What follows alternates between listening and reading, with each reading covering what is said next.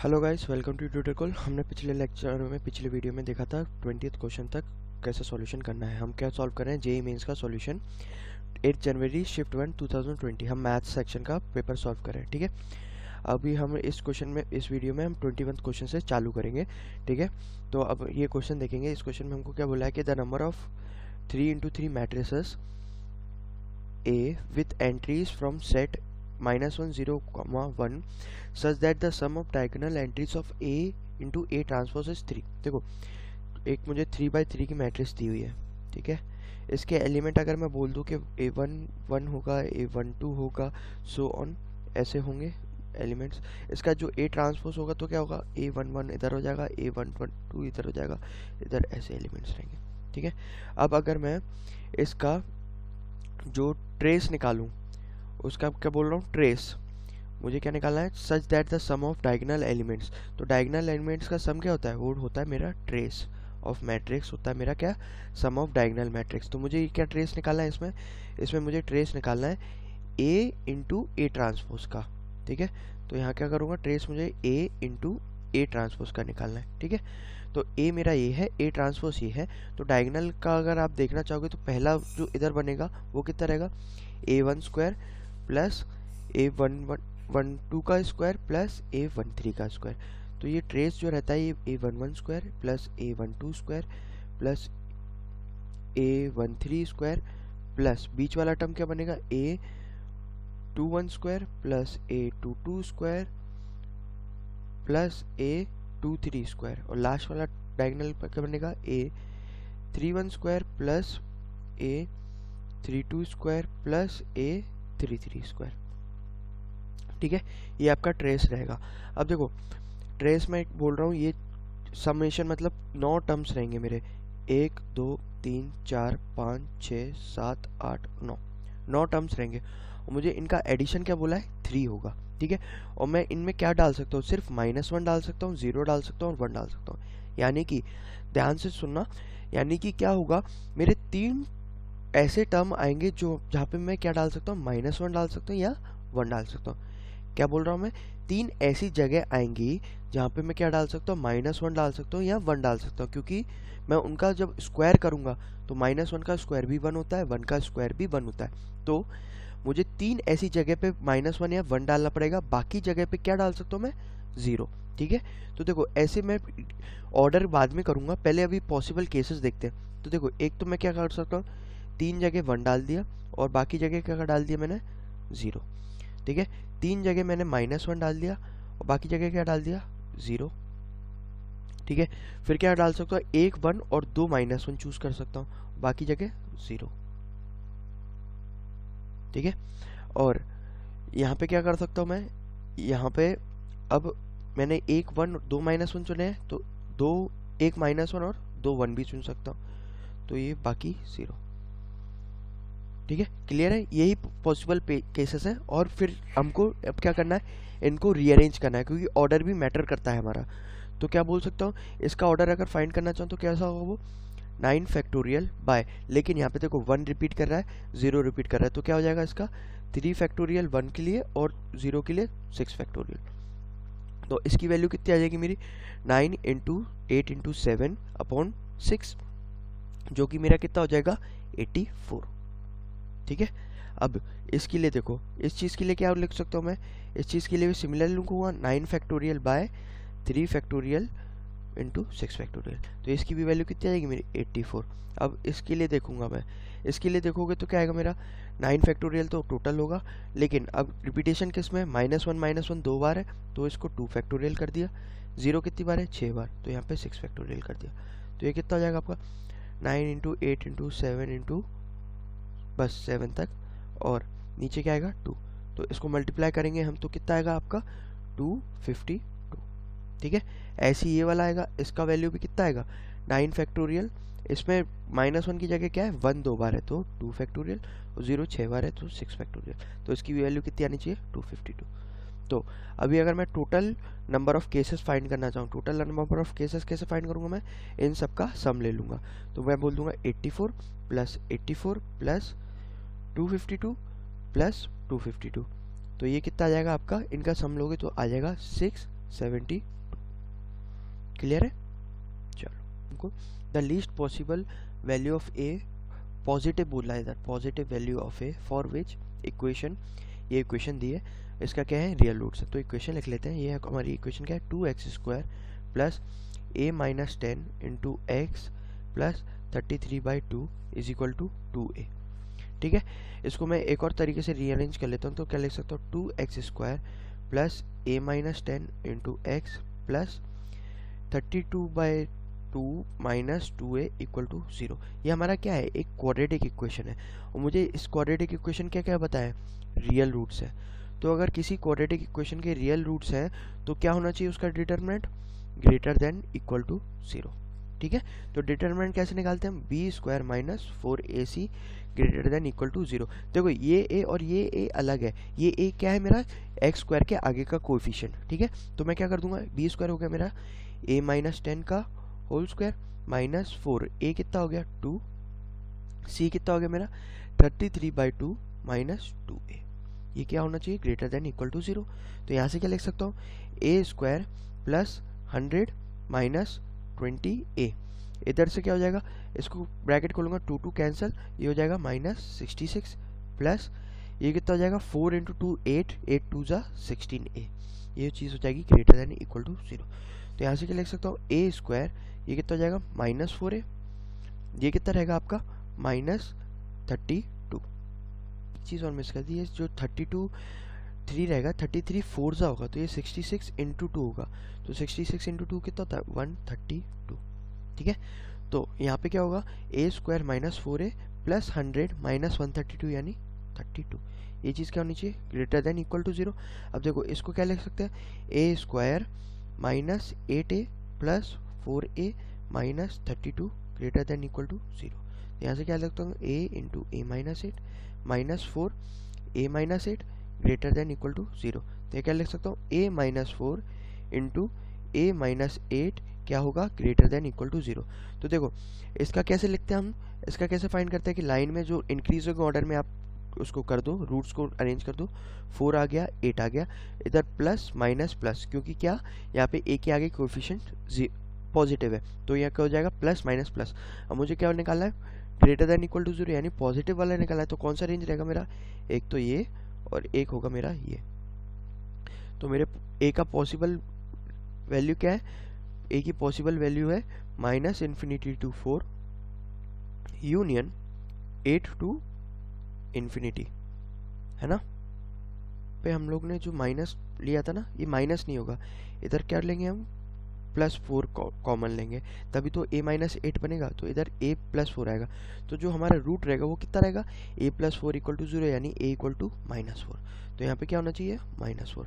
अब देखो हमारी a की रेंज कहाँ से कहाँ तक आ गई, -∞ टू -4 और 8 टू इन्फिनिटी। लेकिन मुझे क्या पूछा था, least positive value of a पूछा था। तो लीस्ट पॉजिटिव वैल्यू कहाँ से होगी, -4 तो नेगेटिव है, तो पॉजिटिव कहाँ से स्टार्ट हो रहा है, 8 टू इन्फिनिटी। तो क्या बोल सकता हूँ, लीस्ट पॉसिबल वैल्यू कितनी हो जाएगी, least possible value of a कितनी हो जाएगी यहाँ से 8।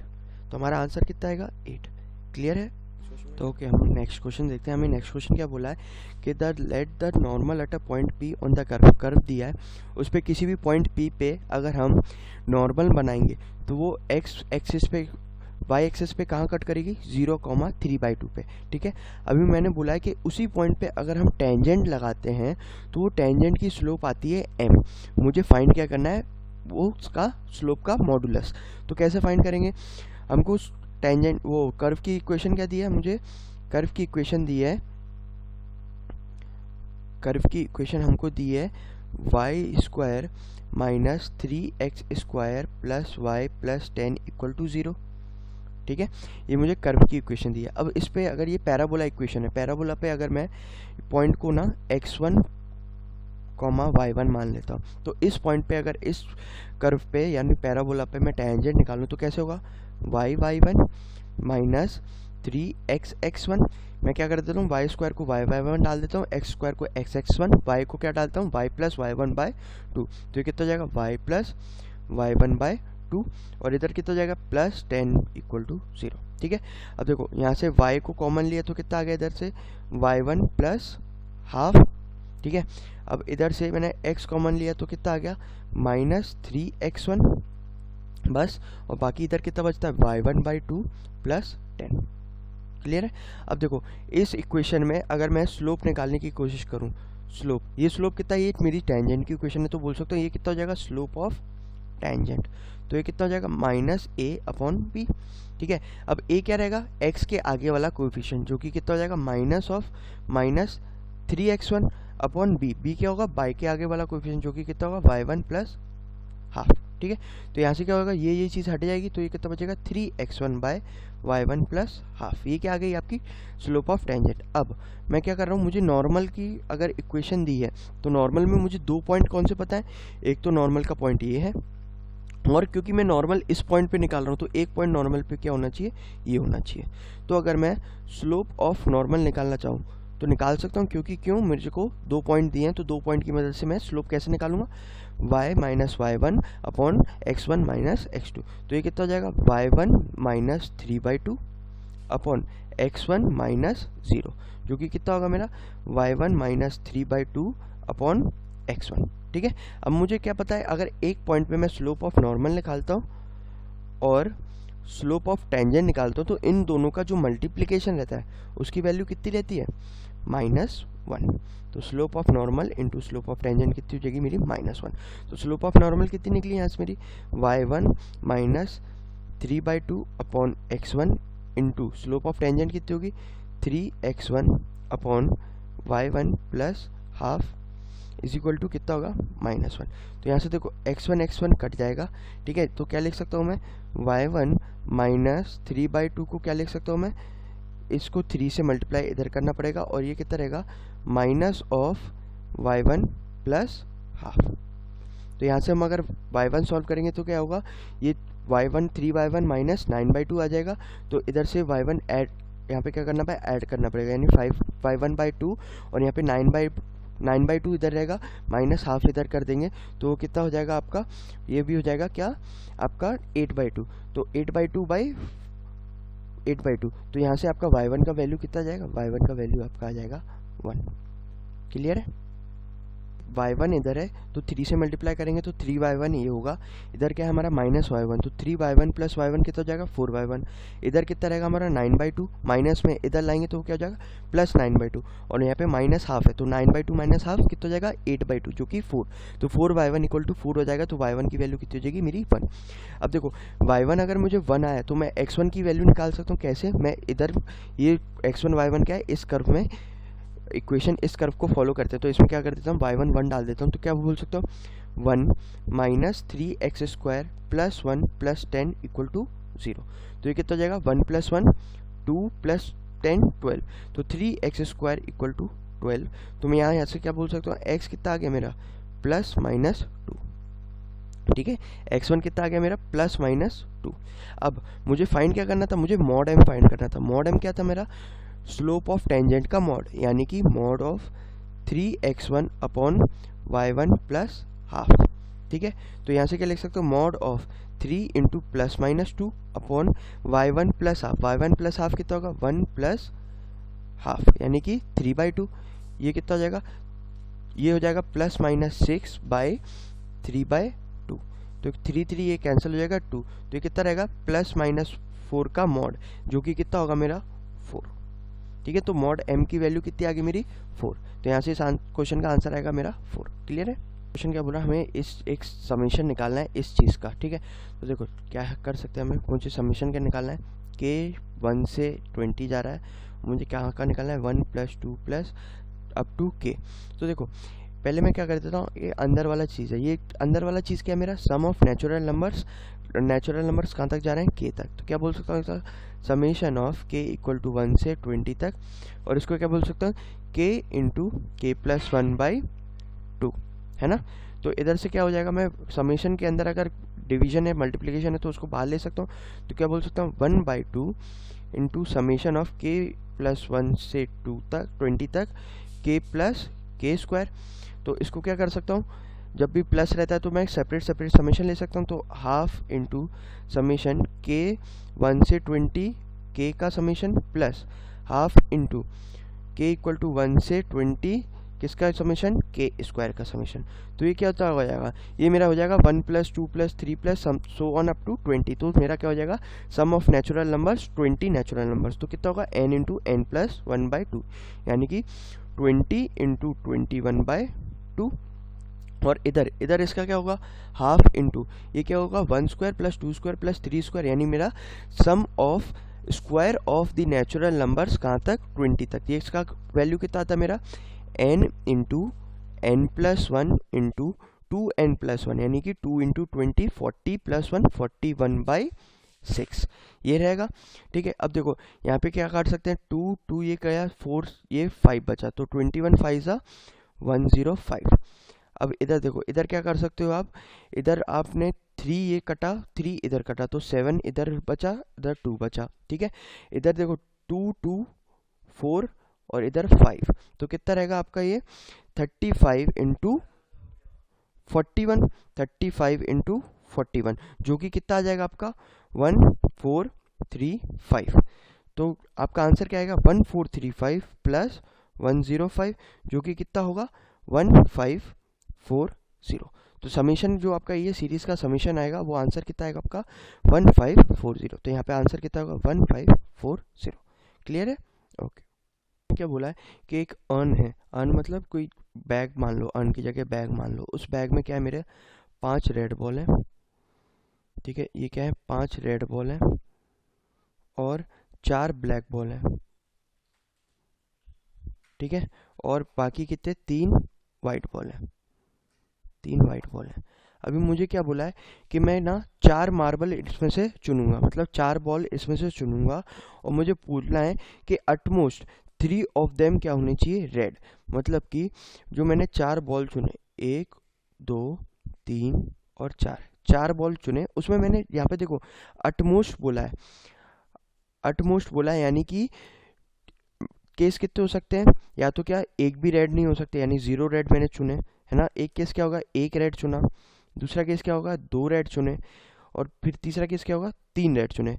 मैं 4 रेड नहीं चुन सकता, मुझे क्या बोलना है, मुझे 0 रेड चुन सकता हूँ, 1 रेड चुन सकता हूँ, 2 रेड चुन सकता हूँ, या 3 रेड चुन सकता हूँ। ठीक है, तो देखो 0 रेड चुनूंगा तो क्या होगा मेरे, मुझे ना एक भी रेड नहीं चुनने, बाकी क्या चाहिए मुझे, ब्लू और वाइट बॉल में से 4 बॉल चुननी है। तो मैं कैसे कर सकता हूँ, बाकी बॉल बची कितनी है मेरे पास, ब्लू बॉल बची है 4, वाइट बॉल बची है 3, तो टोटल कितनी बॉल है 4 + 3 7, तो 7 बॉल मेरी रिमेनिंग है। तो मुझे उस 7 बॉल्स में से कितनी चाहिए, 4। मुझे ये मैटर नहीं करता कि कौन सी कलर आ रहा है कौन सा नहीं आ रहा, मुझे तो 7 में से 4 चाहिए बस। तो मैं क्या कर दूंगा इधर 7C पे, ऑर्डर मेरे को मैटर नहीं करता, यानी कि पहले मैं अगर वाइट चुना या बाद में ब्लू चुना, ऑर्डर मैटर नहीं करता, तो मैं परम्यूटेशन क्या नहीं करूँगा। तो 0 रेड बॉल के केसेस कितने हो जाएंगे मेरे, मुझे रेड बॉल नहीं चाहिए, बाकी कितनी बॉल बची मेरे 4 वाइट बॉल बची हैं, मतलब 3 वाइट बॉल बची हैं और 4 ब्लैक बॉल बची हैं। तो 4 ब्लैक + 3 वाइट, यानी कि 7 बॉल्स, 7 बॉल्स में से कितनी चूज करनी है मुझे 4। तो मेरे सिलेक्शंस कितने होंगे 7C4। अब इसको मैं ऑर्डर, क्योंकि मेरा मैटर नहीं करता, तो इसको मैं परम्यूट नहीं करूंगा, तो इसके एक नंबर ऑफ केसेस रहेंगे 7C4।